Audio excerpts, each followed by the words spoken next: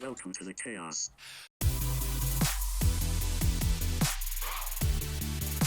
Marty, take one. Hell yeah. Marty, take one. Marty, take one. Yeah. Welcome to the chaos. What up, everybody, and welcome back to the chaos. I'm your host, Mikey Tableman, alongside my co-host, Danny J. No? It's beautiful. I was trying to get the theater in because I think it goes with it goes with the theme of today. I love it. Today on the show, we have an OG. So when we say OG, we mean OG from me and Danny's back in our TSA nightlife days when we were, Tableside assistants. Tableside assistants. We didn't work in the airport. Refer to season 1 for that one. That was not us. We did not work in the airport. So at this point, I actually think I trained this dude. you might have. You were In on that Greystone? team, I think. So I worked at, it was agency before it was Create. Oof. And Still get fucking. so then I got retrained by, it was Jason Soupy. Ellison. It was And Soupy. Soupy. Yes. All right. Yep. And tell us your name, where you're from. I'm Marty Soole. I'm originally from Sioux City, Iowa. And now I live in Austin, Texas. Austin. Great Yeah, city. Great city. I lived in New York City right out of college for 6 years. I was in LA for 8 years, where I met you wonderful people. And then my wife in 2020, before the pandemic, it's worth mentioning, we decided we wanted more space. We wanted to just get out of LA. A lot of our friends left kind of all at the same time too. It's like this mass exodus. And so we thought, well, hey, now's a good time. Let's go explore some other things. We're just kind of in a transition in our lives. And it's been a great fit so far. We really have enjoyed it. Austin is fun. Austin is fun. I definitely blacked out there 2 nights in a row. Peed all over myself, so that was fun. Really? Yeah. When was this? That was last year. I think, Last year. Sounds about right. I think it was last year. Sounds about right. Yeah. We're gonna Yeah, start. spinal cord injury problems. You know, where you just, you black out, you're just peeing on yourself. Don't you just pee on yourself even though when you're not blacked out? Yeah, but I at least had protection. I didn't have protection. I peed all over. And my friends. That's another story for another day. I definitely want to make note of that though to come back to it. But. Yeah. When he's the lead guest on the podcast, we're gonna ask him all about that. Yeah, right. So yeah, brother, it was so great. Like back in the day when I got to meet this guy, and honestly, the first time I met him, I'm like, I don't really know if I fuck with him. Like I was off the boat from New York. I had the ego go, and I was like, I don't really know if I fuck with this guy. And now I stood next to him at his wedding. He's in my Like wedding. we still check up on each other, even though he lives in Austin. He's probably the one person I hear from consistently. Like once a month, we make sure to check up. And like, I have a lot of friends, but this is one of the ones that I am so grateful for and actually look up to. I don't think I've ever told you that. Like, Aw. I look up to, like, every time he gives me advice, every time I'm in a tough spot, he just manages to call and has something really good to say or a story to go with. And I'm like, oh, thank God for Marty. Aw. It's awesome that you kept up with like so many people we worked with. Like I really admire that about you. Because I lost touch with everyone and I just went off the grid into my own little shell. So it's cool. Yeah, like I like people. Yeah. I mean, actually, Yeah. no, that's not true. I don't like people at all. I like certain people, though. So the ones I like, I keep around. right. Yeah, I see. I love when I'm trying to remember back to when I first met you too. You've got that like that brash, kind of that street cred style. I was definitely like preppy little. I'm a do-gooder. Like I'm a people pleaser. Oh, you were such a do-gooder. Oh man, like no, that's not how we do things. And then picture Marty with no like clean shaven, short Oh, hair. short hair. Very Didn't look like Jesus. No. Like white Jesus. sexy Jesus over here, man. Well, I was like it. racing triathlon too, so I was about 165. I Yeah, got you were myself up to skinny. 200 now. So yeah, it's crazy to think back on that time, and I was also just like running on stress, just constantly stressed out. Like, well, you know how it is being in the creative field. You want so badly to share your art, to do your thing. And that's what LA is full of. People that want to do their thing, people that have something to share. And the working in nightlife for me. So I had actually worked at a nightclub in New York City as a bartender and saved a bunch of money, spent a year in LA getting my footing, getting in class, auditioning. And then I was like, I should get a job. And so nightlife was an easy kind of thing to get back into. And then I realized what a culture it was here and how consuming it really was because, those nightly overnight hours that we were working are so difficult on the circadian rhythm of a person. It's just incongruent, in my opinion, with how we're meant to be, right? As cavemen and women, we woke up with the sun, we went to bed with the sun, and here we are. We're like, oh, the sun's down. We should go out and play now. Dude, I still can't get out of that rhythm. Are you still I having still trouble? like have trouble waking up early, like anytime before 9 a.m. Like even if I get my 8 hours and I, I wake up at 7, I still feel more tired. Like I don't, you know what I mean? Yeah. Like, Can I give you a little tip? please. So there's a great podcast called the Huberman Lab podcast. Andrew Huberman's a scientist. He teaches at Stanford, I believe. And one of the things that he talks a lot about, setting your circadian rhythm in a certain way that makes you most productive in the day, and getting low angle sunlight first thing in the morning. Get outside, take a walk without your sunglasses on. Get some sun in your eyes. And also cold plunging. You guys ever cold plunge? Once. I've been trying to take the cold shower. I can't. So that's the place to plunge start. in. Oh man, it's terrific. Like it ignites that fight or flight in you. But if you can really breathe through it and find a way to kind of calm that nervous system down, for me, it lights me up for the rest of the day. I've got tons more energy. I don't do it every morning. It's a pain in the butt. It's not fun, but I feel like in a lot of ways, the more, quote, not fun or challenging things that you can force yourself to do, you're kind of showing, I don't know, yourself in the universe, like, hey, I'm up for challenge. I'm up for growth. I'm up for expanding my consciousness and mind and body. Like, I want more of that. And so if I've done a really hard thing in the morning, the rest of the day's easy. Yeah, it makes sense. A cold plunge is not easy. No, but keep on How with do you that cold shower. plunge? Like, So my pool is cold enough now at the house. Okay. Yeah. Yeah. Do you just free willy it? Yeah, just jump straight in. Straight in. My dog is freaking out. He thinks I'm drowning every time. I'm like, look at me, it's okay, Odin, don't worry. He's like, but I also have done a Wim Hof workshop. Do you know who Wim Hof is? Is he the Iceman dude? Iceman. Yeah. Yep. So I did a workshop with one of his practitioners where actually, you learn the breathing technique, and then you jump in a big tub of ice water and you sit there for a couple minutes. There's a couple of places. A previous gym that I went to had like a Morosco Forage cold plunge, which filters the water and keeps it at, I think, 43 degrees. So, that's another option. There are lots of other options on the market now. If you want to pay a ton of money, you can do it. Otherwise, just get some ice and stick it in your bathtub. The one thing that always inspired me about this guy was he was always looking for ways to better himself, always looking for things that are going to help him as an individual, his growth, his spirituality, business, like whatever it is. So like I've learned so many things. That's another thing I fucking learned today from this guy, because he's always got something. And it'd be funny, like we'd be working in the chaos of like Create Nightclub, and at the end of the night, me and him were the lead, so we're like, yo, fuck it, we want to get off the floor. So we'd be in the back just washing clarets. Yeah. For like hours, but like the amount of it was my favorite part of the night because me and him just got to sit back there and our buddy Mike Ball. Yeah, Mikey. But like the amount of things that I learned and like he would just teach me about because he'd be literally sitting there. Him and Mike Ball both had a book in one hand on the phone and washing clarets in the other hand. And I'm like, what the fuck are they doing?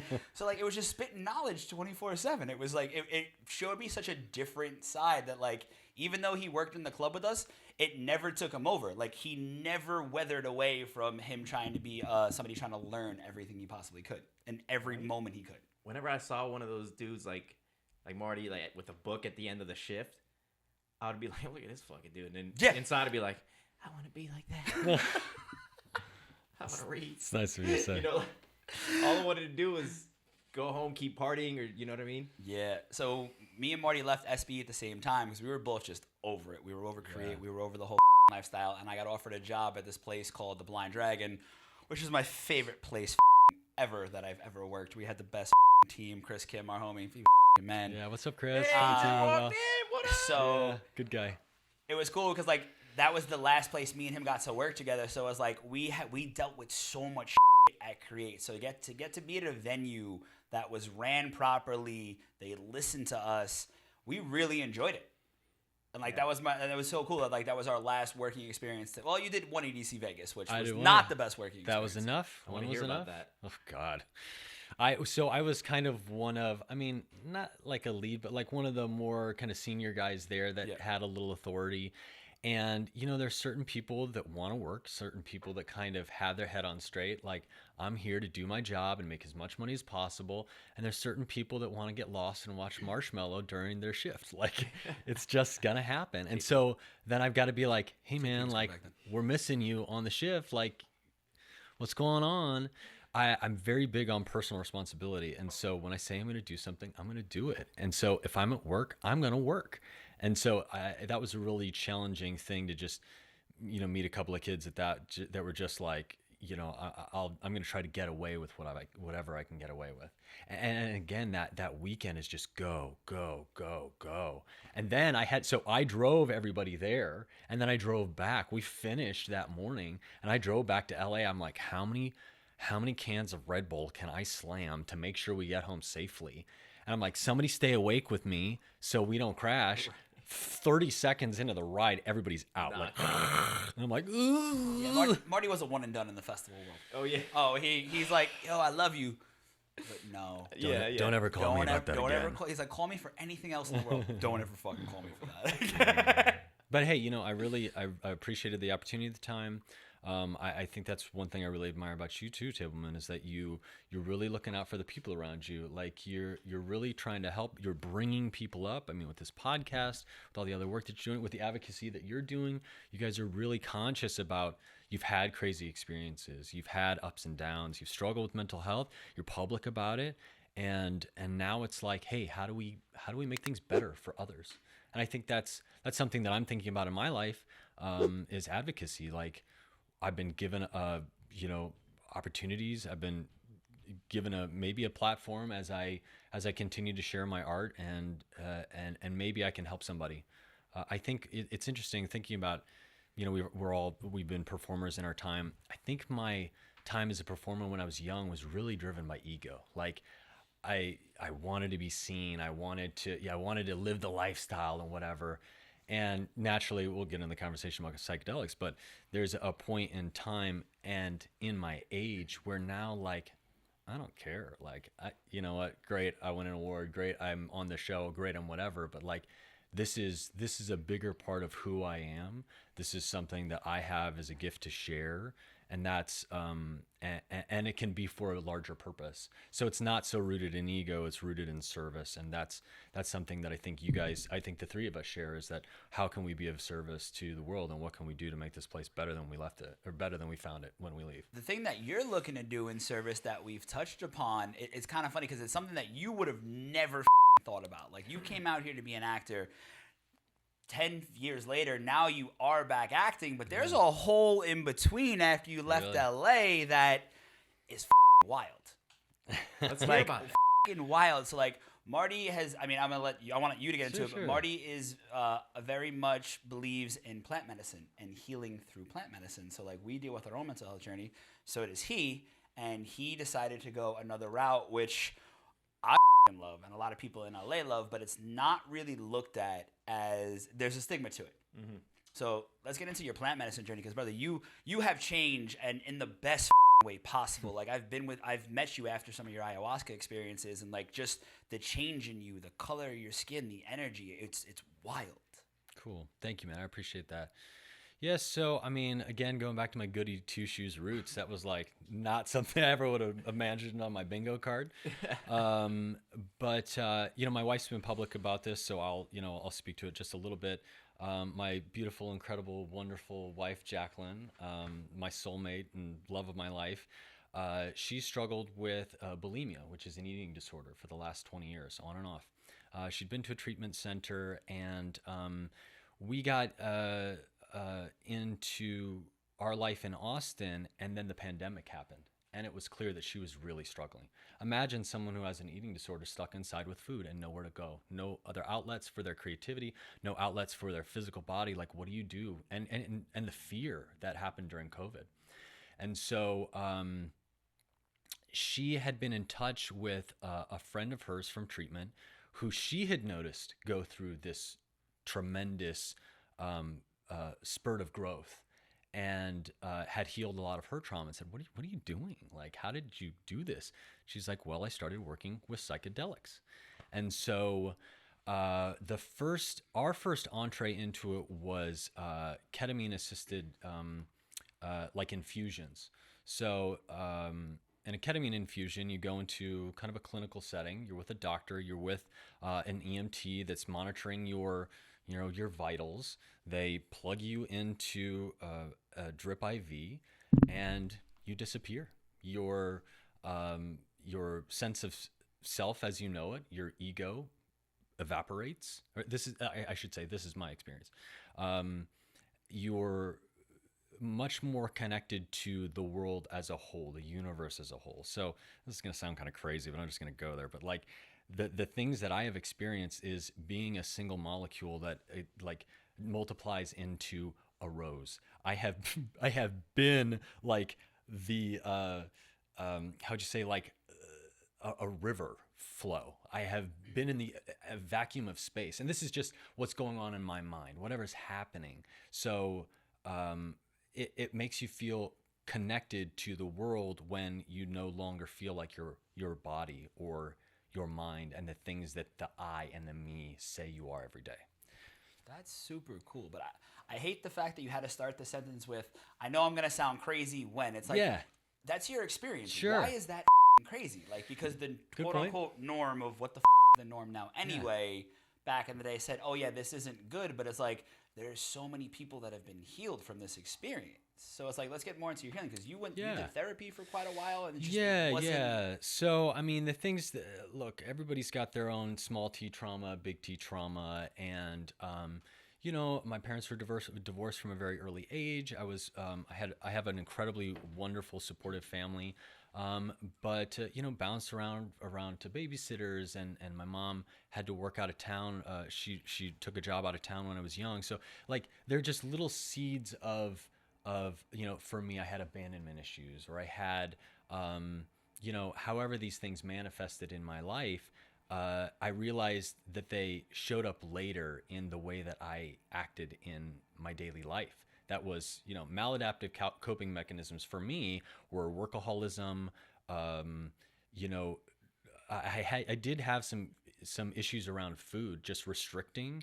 And remember, I was doing triathlons. Yeah. So I was like a sponsored triathlete while we were doing all of our, you know, working in the clubs. So imagine, we're working from, you know, what time do we come in? Like 6 or something like that until the middle of the night. I was waking up again at like 4 or 6 to go run for 3 hours. And then I go work in casting. And then I go swim on my lunch break. And then I'd go work some more. And then I'd go ride my bike until I fell asleep. Like, it's just an unhealthy, like, go, because my mind was so stuck on stress. Like, I was in that fight or flight all the time.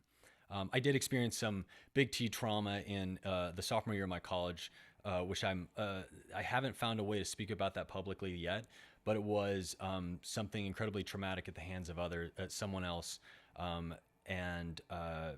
So that was something that at the time it happened, I wasn't really aware of what it was.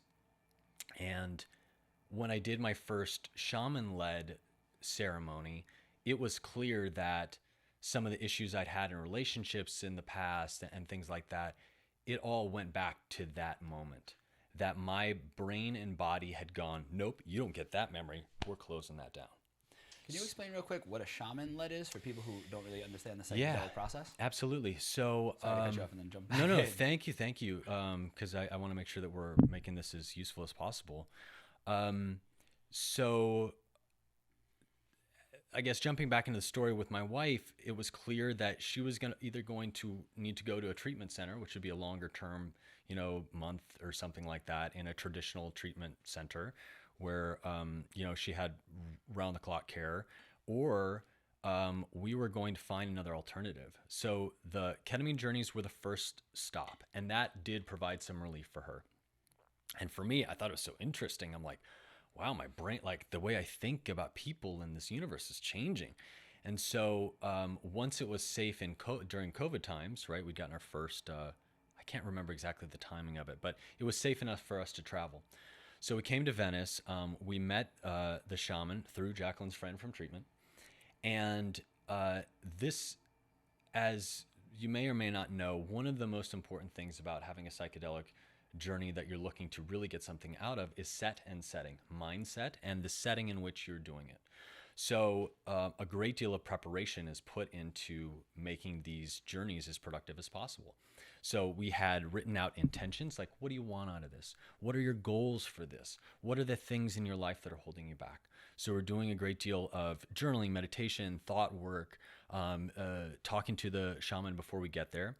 And then when we get there, she is preparing the space, Palo Santo, and like putting up, relics and artifacts and pictures and books and things that are helpful to her in her the lineage that she has worked with, because she was trained by someone who's trained by someone who's trained by someone. I mean, working with many of these plant-based psychedelics, this is something that indigenous people have been doing for thousands of years. This is nothing new. So there's a way of making the space really inviting and cozy. And then where there's prayers and meditation and sometimes breath work. And the first thing that we would start with as far as the plant medicine would be like a heart opener. So similar to like an MDMA. So it could be Kana or sassafras or something like that. It's usually a pill that's taken. You feel warmth in your chest, and your heart rate slows, and you feel very loving, and you can give people compliments, and it's just like very gauzy and so loving and light. I love you. Like, oh my God, and you love yourself. Open it up. It's so wonderful. Trust tree. You know what I mean? Yeah. So that's how you get into it. And then we would use chocolates that had ayahuasca vine and psilocybin mushrooms in them. And then it got a little more mystical at times. There would be, music, rattles and drums and things that, could either be played in the room or were on as part of the music. And there's a lot of talking that goes on. So it's similar to what I think, let me not take that tangent just yet. So you're listening to music, you're feeling what's going on inside of yourself, you're speaking with the people in the room. So for us, we had a shaman. At different times we've had a body worker, so someone that's actually like helping the trauma leave the body by pressing on certain meridians or points on you. Jacqueline and I would talk with each other. Most of these, I should say, were just she and I, and then the people that we had hired, like the shaman, to help us. And I mean, purging generational trauma from my past, trauma from her past, trauma, between the two of us, right? Just of like, you said this and I resent you because of this, and why do you do that? And how do we get past this? And how do we work through this together? It's really powerful. So the night goes on. That's night one. Night two is very similar. And I'd say the most important day of the shaman experience, if you will, is day three, which is integration. So you wake up, you're groggy, you're tired, but it's like a whiteboard. Like, all right, cool. What'd you learn? What are you gonna do with it? How do we support you once you're home? Because what's the point of having this life-changing experience if you're not actually gonna work? And so work on what you learned. So I did that once in Venice. Shortly thereafter, I did it in Napa and Sonoma, and then I did it in Malibu. And along the way, we microdose with psilocybin mushrooms as well, working with a microdose person from LA. And so you're taking small doses of it to kind of so one of the things that psychedelics does, think of your brain like a snowy hill, like a ski hill, right? And all the thoughts that you have are coming down as the ski racers on that hill. But those paths get very well worn, right? These are the habits, the things that you do every day. Psychedelics act like the snow, the fresh powder on that snowy hill, so that you can go, oh, you know what? I always crash into the tree over there. Let's go over here. Let's go try this. And so it makes change so much easier. If you're like, I have a problem with alcohol, you can go, oh, I'm picking up a beer, and I usually do this after I get off of work. Why am I doing this? Oh, I'm stressed at work. Oh, so you start to unravel the things, the triggers that can cause you to engage in those maladaptive coping mechanisms. That was a really cool explanation. I want some of that now. I've never heard. The one thing, so I've done this, me and him talked, I did this once with a shaman just like he did. And the one thing that I learned that I tell a lot of people, it's like, yo, it's very layered when you start. But if you're going to go down that road, you need to be ready because it's Pandora's box. Oh. Once you open that, you will never be the same again. And it's great if you work on it like he said. If not, then you're going to spin out for a while and it's not really going to help you. Yeah. Yeah. The thing I will say about it is obviously I'm not a doctor. I'm not a I lawyer. got good hands, bro. Oh, good. I'm not a doctor. I'm not a lawyer. Everybody do your own due diligence. Safety is a big thing. Mm-hmm. I won't do anything that someone I trust hasn't already done. I won't take anything from anybody I have just met or something that someone hasn't tried. I think it's imperative that. What'd you say? I said back in our party days. Oh, you have some? Perfect. Who are you? Nice to meet you. Yeah, it can be really scary. I mean, if you're not doing it safely, you can get really hurt. And also, like we had a really unfortunate experience in Austin. After our first ceremony, we were really looking for more support in Austin, and we found this group that they do meditation and yoga and some other stuff, and they have like a cafe, and we thought that we were going to get some help from them, and they totally took us for a run for our money. Oh, and shit. Yeah, it was a really painful lesson. We got in too quick. We didn't ask the questions, and we got burned. And we actually left the program. We didn't get our money back. It was just like, fuck it, step away. What type of questions are you now that you learned? What's something if somebody's trying to get into that they should look out for? Yeah, could you be more specific? Like trying to actually acquire the things in order to do this? They're going to do this for the first time. Oh, sure, absolutely. Where are we doing this? When are we doing this? How long are we doing this? How many people have you worked with? Have you worked with people that have the specific things that I need to fix and work on? Do you have experience with this? Do you talk during? Because some people will be like, all right, cool. Put your eye mask and your earplugs in. Bye-bye. Enjoy. And leave you in your own head for something you're never done before. Exactly. Yeah, it can be very destabilizing. I mean, think a psychedelic is basically a hallucinogen that takes you into an altered state of consciousness. And if you're not ready for that, people can go crazy, like in a way. And there are certain also medical conditions that are less that it can be a little dangerous for you to do this. Like if you have a history of schizophrenia, things like that, like it might be a little dicey if you try to do this. But MAPS, the Multidisciplinary Association for Psychedelic Studies, just put out their phase 3 trial for MDMA-assisted treatment for PTSD, and it is terrific. So there's a strong chance that in 2024, MDMA-assisted therapy, MDMA could be legalized for certain types of treatment. So we are in this great renaissance of people saying, wait a minute, you want me to take drugs for the rest of my life and pay this pharmaceutical company thousands of dollars? Well, I could go have a mystical experience for a weekend with a shaman and fix my problem. So personally, that's more interesting to me, to get out there, get in the trenches, do the hard work, and find something from the earth. Now, not all psychedelics are from the earth. LSD is not from the earth. It's man-made. But ayahuasca is, ayahuasca, psilocybin, peyote, like mescaline. There are a number of things that are available and becoming more available now or the years to come that are going to make mental health in my opinion, much more treatable. Because when you are doing a psychedelic, you are kind of pushing yourself off the rails of the way that you've done things.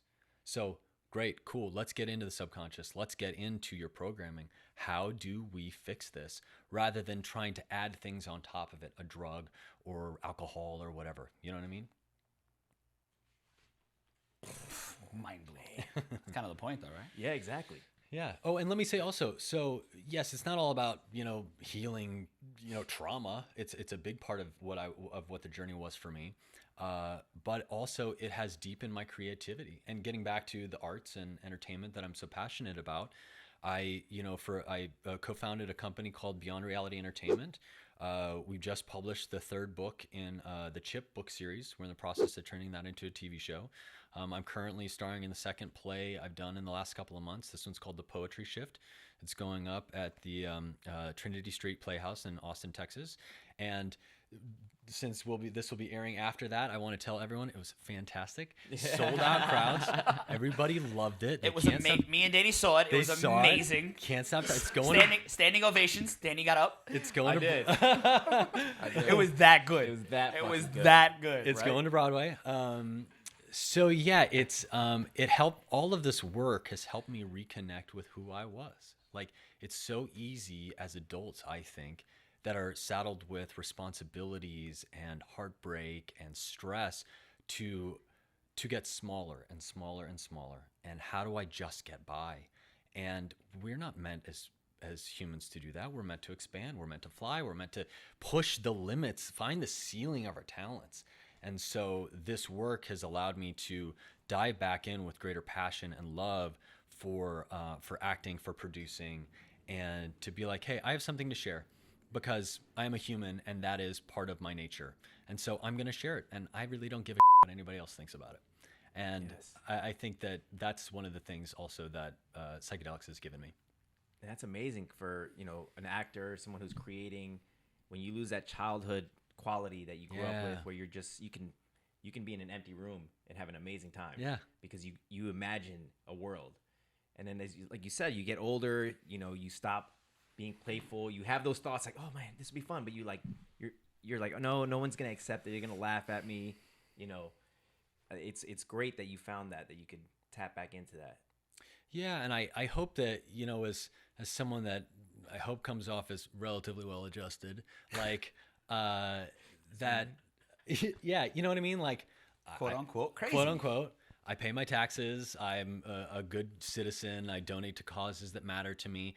I don't fit. I think what particularly our older generation would maybe think of this stereotype of like, dropping out of life or like dancing in a field. Like, we're not trying to get away from anything. We're trying to go towards the things that we care about and the things that matter. And I think that the younger generations will be able to use psychedelics and other things like that to move their lives forward and move the consciousness forward, right? Like, great works of art can be created if you are in touch with other sides of yourself. And this is one of the ways. It's also worth noting that, like, I'm in therapy every week. My wife and I do couples therapy. I think anyone that's in a committed long-term relationship will benefit greatly from couples therapy. It's like, we call it like clearing the decks. It's like, we've got things that come up during the week or whatever. We get a chance to go with a professional and be like, this is bothering me about her. This is bothering me about him. Like, how do we work through this so that we strengthen our relationship? I plan on being with Jacqueline until I die. Like, so why not really work deliberately on that? So that breath work is really terrific. Like we talked about, cold and hot therapy. Working out is really a great thing to do. Taking care of your nutrition. They call the gut the second brain. It's if you don't take care of your gut and what you're putting in, like it can really manifest in lots of gnarly ways. So getting testing done, I think, is really important to get. I've had blood, hair, saliva testing done to see where my levels were. And a lot of these things aren't necessarily talked about with your Western medicine doctor. So maybe sometimes it comes off as a little fringe, but I don't care. I want the best for me and the people that are around me. And so I haven't been afraid to be the canary in the coal mine, to try all these things and kind of jump off into the deep end and be like, hey, like, the water's fine. Like, come on over here, man. It's great. Got the black lung, Paul. Sorry, we were talking about that the other day. Just the random movie quotes coming. Well, wait a minute. We went. Wasn't it you and me that went? Oh yeah, when they had the Zoolander 2, they had like a pop-up experience on Melrose. There was a gas station, and that was it. It was all the Zoolander. Me and him had a fake gasoline fight. Yeah, that was great. There's like a video somewhere that we literally we were just driving by, like, yo, what the is that? We're like, holy yeah. We literally just pulled over, pushed back lunch. Kind of what, like, I've seen his growth, and it has been so impressive to me just to watch. But like, you haven't seen this man in like so many, in like probably 5-6 years. Oh, longer than that. Major difference though. Like, it's just crazy to see like where you've been to now you are. And it's like, I've seen so many amazing things in you. What's like I mean, there's probably plenty, but what's the thing that you have noticed about yourself that is the biggest positive change you've had from this? I would say it's the relationship with the voice in my head. So if you say hello in your brain, right? Do it right now. Who's saying that and who is hearing that? It's the subject object, right? So there's something that is hearing you say that. And I think that's more the seat of your consciousness. That is the higher power that we all carry around within us. But there's also the part of the psyche and the ego that is constantly jabbering. Imagine if you were to take the voice in your head and put it on the couch next to you. Me. Oh, well, I like the lights in here. Oh, look at that poster. Oh, look, there's a fireplace. And look, all these people are looking at me. Oh, I'm being talked about. Blah, blah, blah, blah, blah. Like, you would think that person was certifiably crazy. So why do we put up with that voice in our heads all of the time? There is a way to relate to it in a much more productive way. I think it's Dr. Richard Schwartz that does parts work, if you ever look up parts work. And it's about, calling back into yourself the parts of yourself. For me, I have a like hypervigilance. When I was young, it was unclear where I was going to be. If I'm at the babysitter's, I'm here, I'm over there, I'm wherever. Like, so I was something that I carried into adulthood was like, where are the exits? How am I safe here? What am I doing? Who is here? Do I trust these people? And that part of me still exists, but calling that part into myself and being like, hey, buddy, you're okay. Like, and it's that higher self that gets to say, you're okay. I'm in charge now. I am an adult. I will take care of you. Or, these sad, scared parts of yourself that you can relate to in a different way so that they don't show up in the next relationship you have. Like, if we do not take supreme responsibility for the ways that we think and act and feel, then we get our trauma on everybody. Like, you see it in the news, you see it on social media. Like, there are really damaged people that have a platform and are, making messes for other people. Poisoning people. Yeah. I mean, I'm not like conspiracy theorist about anything like that, but I think that I think it's important to really be aware of your inputs. So the thing that I've gotten the most out of all of this is relating to the voices in my head that we all have in a much more productive way. That's a fucking insight. Because that voice in my head, man, chatters all day, every day. And it's really hard to combat sometimes because the majority of the time, man, it's negative. But why do you have to combat it? Is there a more productive way that you could relate to it? Do you feel like you're in a fight with it? Yeah, because it constant, and with my anxiety, it constantly goes. So there's some days I'm better. Like when here now, I'm great. I'm present because I love doing this. I love spending time with Danny, the crew. Like I'm present and I feel good. But when I have alone time, it's just like it's so loud. What does it tell you? It just depends on what I'm thinking on, but it could be a million.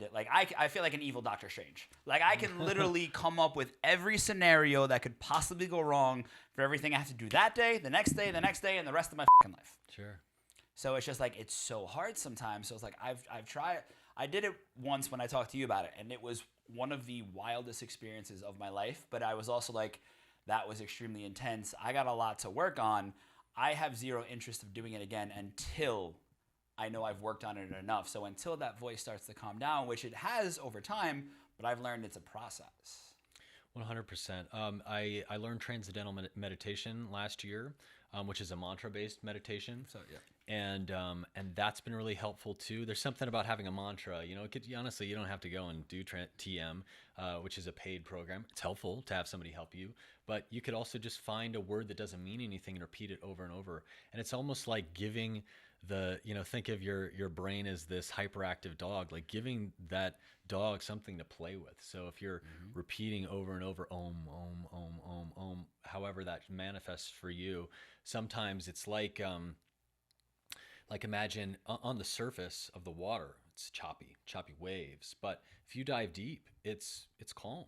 So at all times, there is calm water in you. It's just a matter of finding the things that can help you get into that. So for me in a daily practice, I'm usually trying to spend a little time in meditation. I try to journal, which is Julia Cameron has a great book called oh man, how am I blanking on this? The Artist's Way. Artist's Way, yeah, great Yes, book. yes. So morning pages, just stream of consciousness, just writing, getting things out of your brain onto paper. And usually what'll happen is it'll be like blah blah blah blah blah, and it'll be like, oh, this is really bothering me. Oh, this is really, and you pull the thread. Like, what is it? What is it? What is it?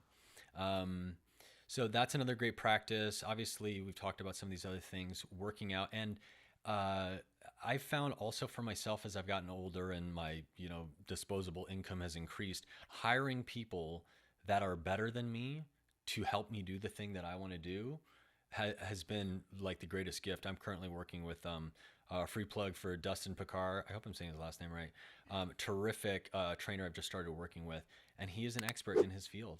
And I'm seeing changes in my body because I'm just following what this person tells me to do. It seems so simple, but to my younger self wanted to be like, no, I'm the expert. I know what I'm doing. Like, don't tell me what to do.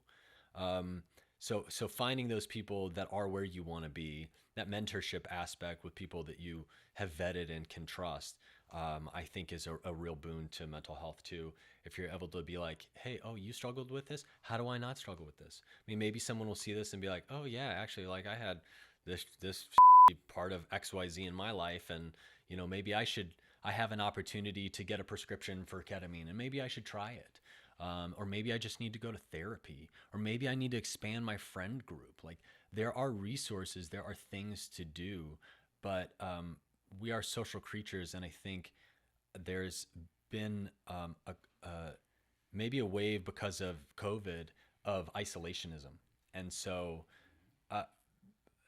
I hope that I can remind people within this brief conversation to reach out, because there are resources for people that are struggling. Yeah, that's just listening. There's so much that I want to do on my self-development, and the older I get and the more experiences that I'm having, positive, negative, I still don't know anything. No, and you'll always feel like that. You know what I'm saying? Yeah, you never will.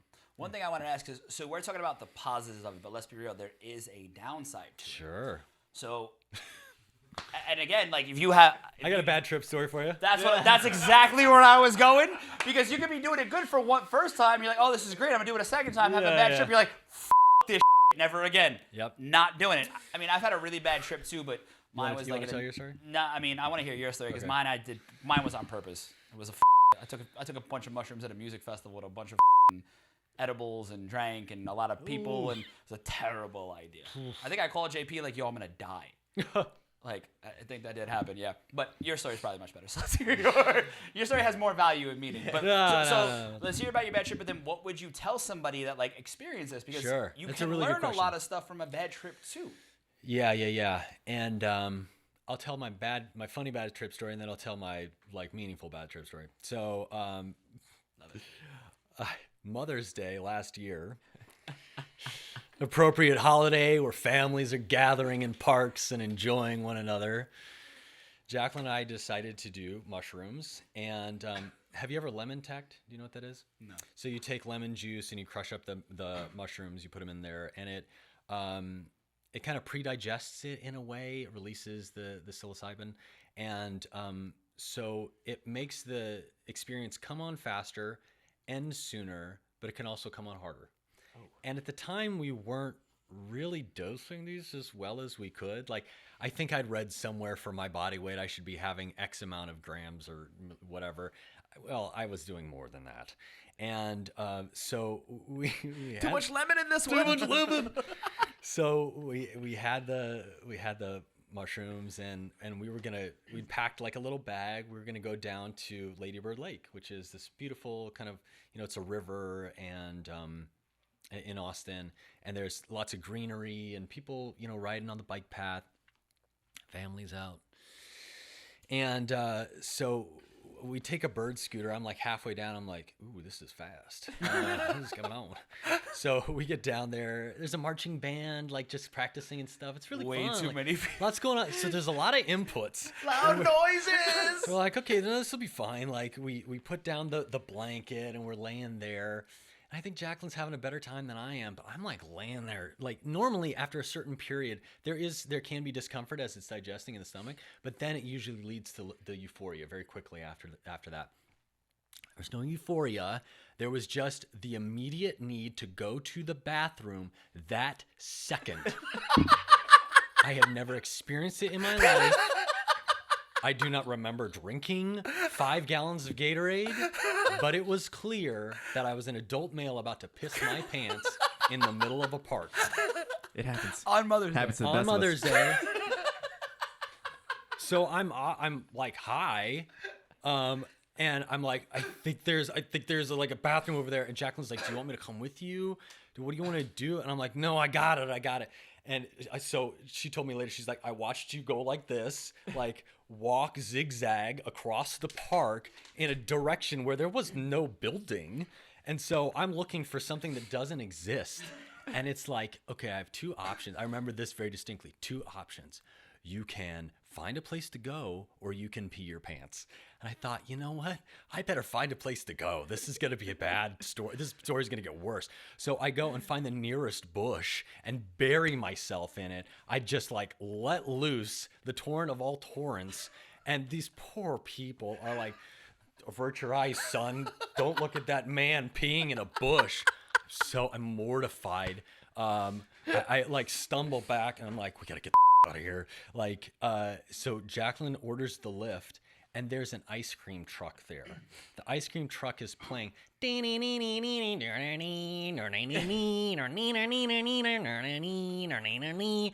So I'm going crazy, like too much is happening. I'm like, oh my God, I just peed.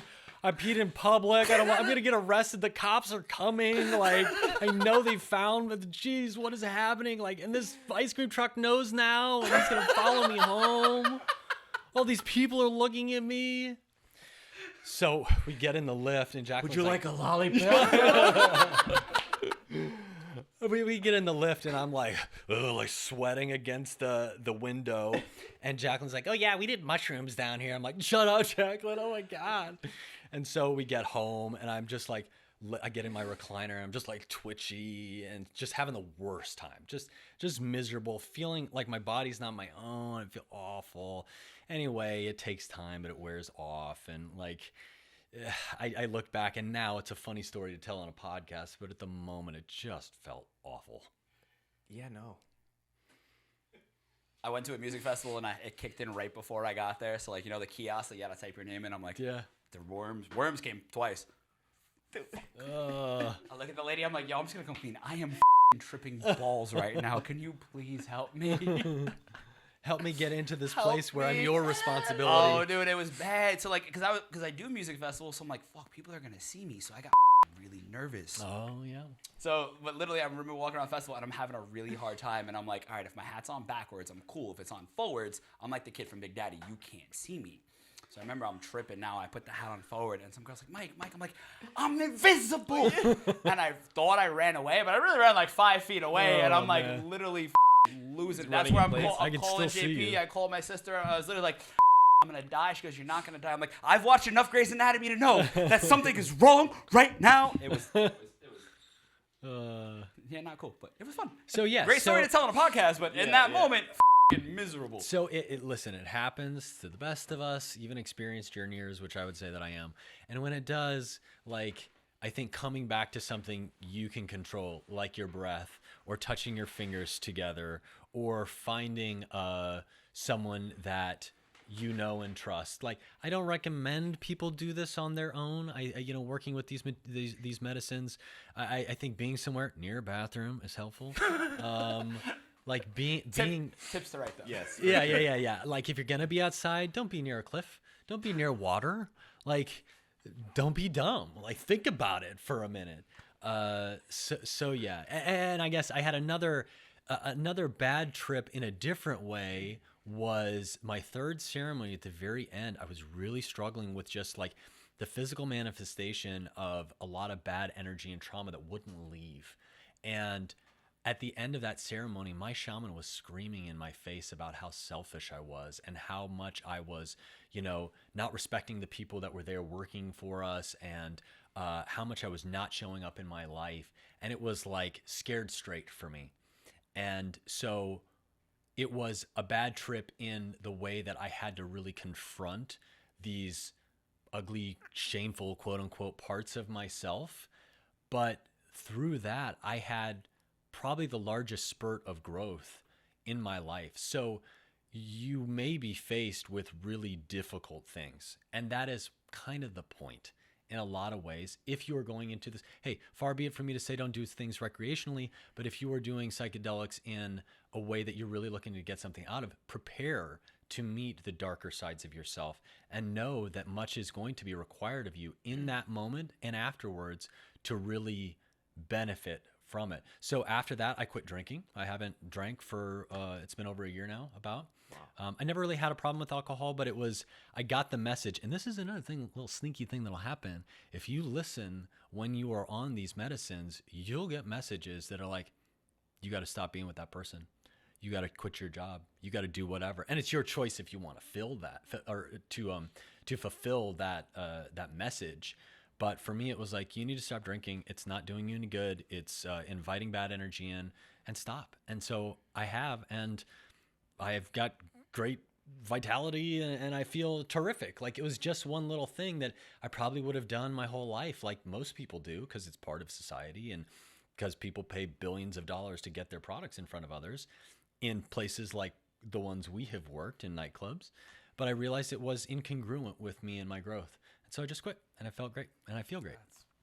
Benji. Yeah. What's I was just thinking about Entourage when they shrew him in Joshua Tree. Benji. Doug Allen, shout Say out. it. Come on. Say Right. it. Every show we're gonna have one. But look, what's the thing you appreciate most from your journey with plant medicine? Because like I said, man, I'm so proud of you, and I'm so happy for you to see the person you were to the person you are now, and the growth. Like I said, it's inspiring. Thank you. So ask the question. Well, what's the biggest appreciation you have from your plant-based journeys and going down that road? I think lately I've been thinking a lot about death in a way, which makes one appreciate life. If we were going to live if we were going to live forever, no one would give a about tomorrow. I can cuss on this, right?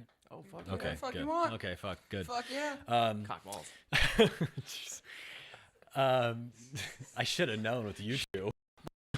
That's enough, Frank. All right, Frank, we have to celebrate it. Yeah. Earmuffs.